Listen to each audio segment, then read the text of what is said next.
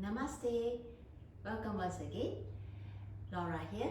Today I shall talk about Chaturanga Dandasana, a pose that is so afraid of by so many practitioners, especially the beginners. For this purpose, a very short video. Please prepare 2 blocks, or if you do not have blocks, maybe get some books, 2 books that is of similar height and the size. Okay, so I shall start this video by telling you the misalignment that I commonly observe.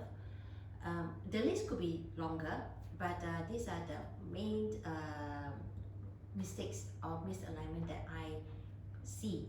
And also I will provide you guys some tips on how to correct that.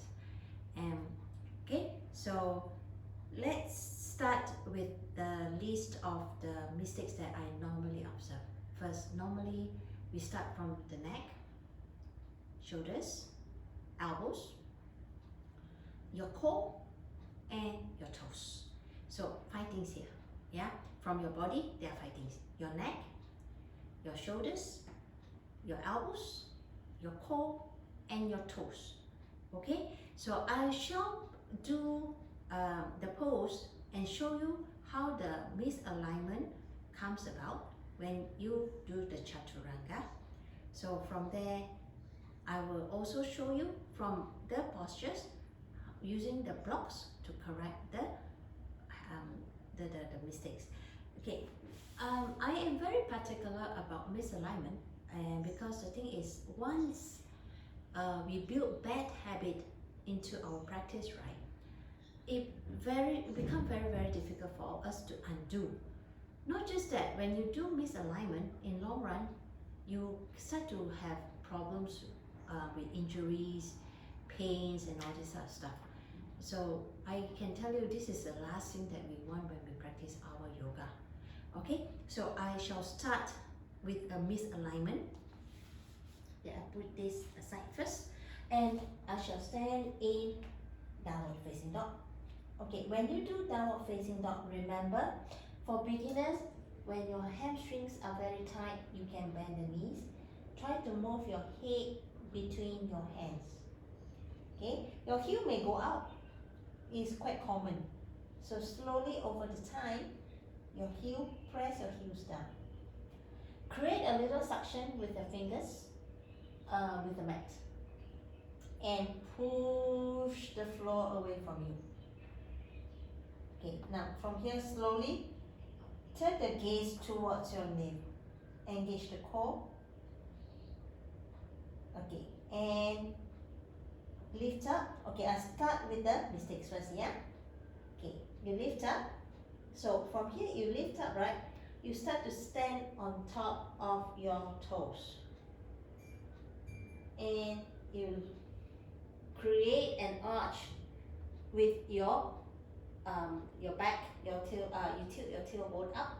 You're not engaging the core, and your elbows start to flare out, your shoulder, and then the neck. And lastly, I can tell you this is really difficult even for me. Lastly, you just collapse because you surrender to the power of gravity. So you see, when you do this, right, when your shoulders go out, your elbow go out, you create a kind of you put the weight a lot more on here, and then your neck start to go this way. It becomes very uncomfortable, and all this will create injury in long run. So this is not what we want. So I will do one without the blocks, and then I do one with the block, the correction. So from here, I stand this way, hip distance, pushing the floor away from me, engage my core, I lift up on top of the feet, on top of the ball of my feet, and I lean forward. Again, I push away from the floor. Now from here, I engage my core. I don't do this. I engage my core and slowly I lower down. Remember, the top of the ball of the foot, don't go on the toes, ball of the foot, and slowly you go down.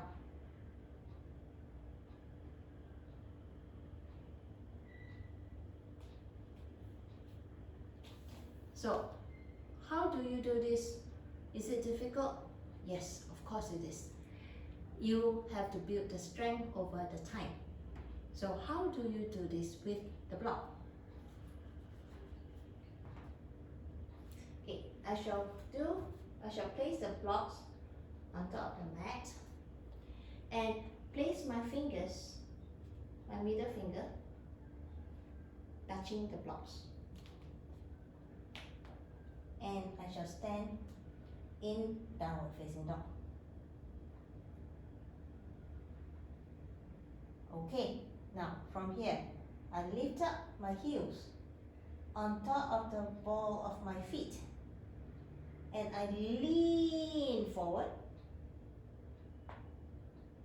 My shoulders over my wrist. Look up, make sure the neck is relaxed. Slowly, okay, your elbows, try to go in, hug in. Place the shoulders on top of the block. Remember, when you do this, don't put the weight to the block. Push away. This is how you build the strength. Okay, this is one way. Second way, you put the blocks behind your hand.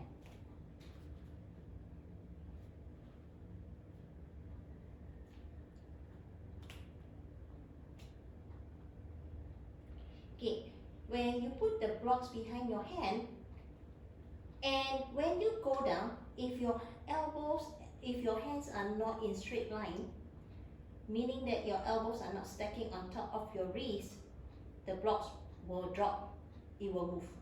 But if your hands are straight, your elbows stacking on top of the wrist, the block will stay in place. So from here, engage, okay, top of the feet of my, the ball of my feet, engage my core, shoulders over the wrist, and relax. Remember, relax the neck. From here, remember, don't go out, try to go in.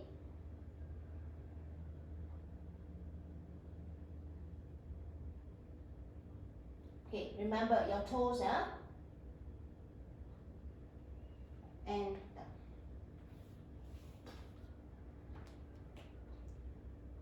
So I hope you can get some tips from here and some useful information on how to do your Chaturanga. And of course, for the beginners, when you do your Chaturanga, especially the first timers, or even after a few times, okay? So what you can do, what is my suggestion is, from downward facing dog, lift up, lean forward, drop to the knees, and go to Chaturanga, half Chaturanga. Instead of going full Chaturanga, you can go half Chaturanga first. This way you can also build your strength. If you really need some time, just take your time. There's no rush. Just take your time, enjoy your journey, and remember, never ever surrender to the power of gravity. Namaste. I hope to meet you again in next video. Meanwhile, stay safe.